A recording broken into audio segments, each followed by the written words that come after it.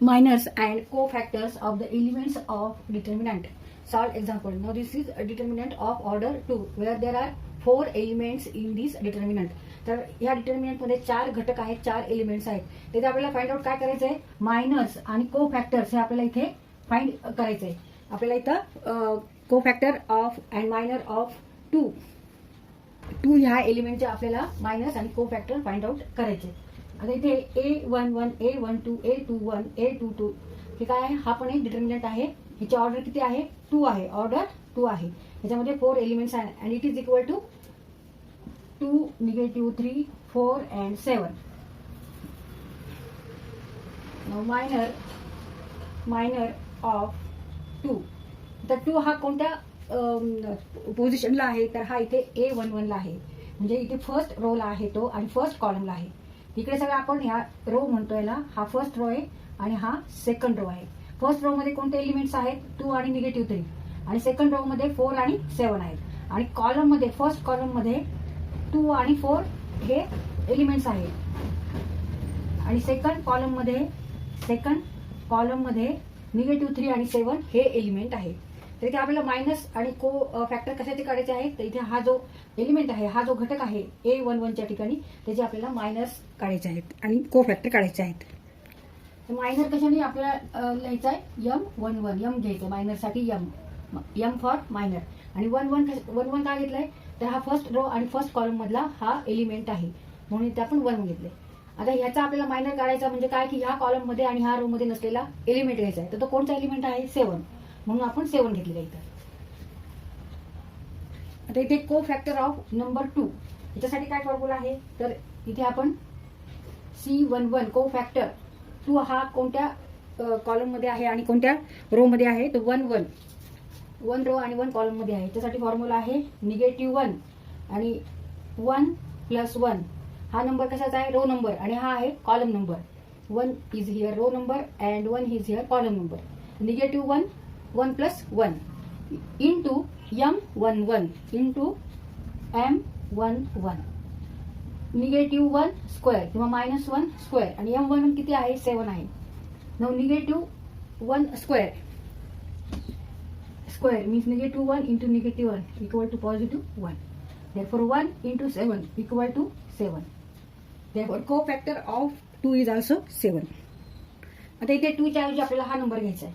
मग इथे किती आहे, M12 रो किती आहे, फर्स्ट रो आणि कॉलम आहे सेकंड, म्हणजे A12 इक्वल टू -3. -3 चा आपल्याला मायनर घ्यायचा आहे. इथे लिहायचं आहे first row second column M12 minor of -3. मग ह्याच्या अपोजिट जो आहे तो घ्यायचा. इथे आपल्या ह्या रो मधला पण नंबर घ्यायचा नाही, ह्या कॉलम मधला पण नंबर घ्यायचा नाही. Element that in first row and second column हे आपल्याला घ्यायचे नाहीत, फक्त हा एलिमेंट घ्यायचा आहे. तर तो आहे 4. आता आपल्याला को फॅक्टर ऑफ याचं काढायचं आहे. इथे परत हे सफिक्स आहेत ते चेंज होणार. 1 2 cofactor of element which lies in first row and second column, first row and second column, that is -3. आणि ह्याचा को फॅक्टर काढायचा मग -1. मग ते जे आहेत फर्स्ट रो सेकंड कॉलम त्यांची ऍडिशन करायची आणि इथे मायनर ऑफ -3 घ्यायचा. इथे 1 + 2 होणार 3 आणि इथे मायनर किती आहे, 4. मग इथे आपण इंटू 4. मग आता -1³ equal to -1. -1 into 4 means -4. Minor of 7 घ्यायचे.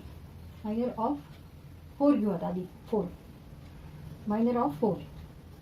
मग आता हा 4 हा एलिमेंट हा फर्स्ट कॉलमला आहे आणि सेकंड रोला आहे.